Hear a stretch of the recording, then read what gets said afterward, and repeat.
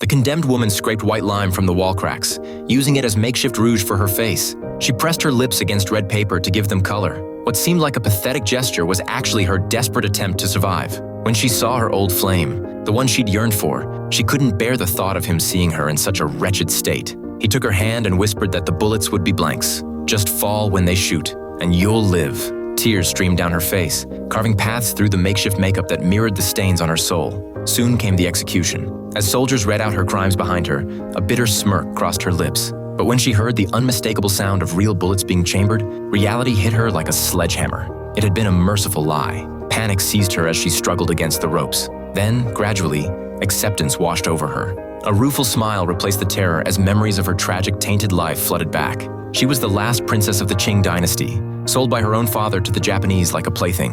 In 1912, after the fall of the empire, Prince Su was so desperate to restore the Qing that he gave his 6-year-old daughter to a high-ranking Japanese official named Kawashima as an adopted daughter. She became Yoshiko Kawashima. In Japan, the carefree days of childhood were replaced by rigorous military training. A little girl who should have been playing with dolls was instead groomed to bear the crushing weight of reviving a dead empire. When her biological parents died, their final letter contained nothing but propaganda about restoring the Qing. No words of love, no tender farewell. Yoshiko grew into a stunning young woman. Years of privilege had dulled the memory of her royal bloodline and the hatred she was supposed to carry. She even fell for a young Japanese lieutenant. But lovers are terrible at hiding their feelings. When her adoptive father discovered the romance, he flew into a rage. He'd already arranged for her to marry a Mongolian prince, hoping to use Mongolian forces to capture Beijing and restore the empire. When Yoshiko refused, her adoptive father did the unthinkable. He took what no father should ever take. That's when it finally clicked. She was nothing but a pawn in someone else's political game. She chopped off her long hair, put on men's clothes,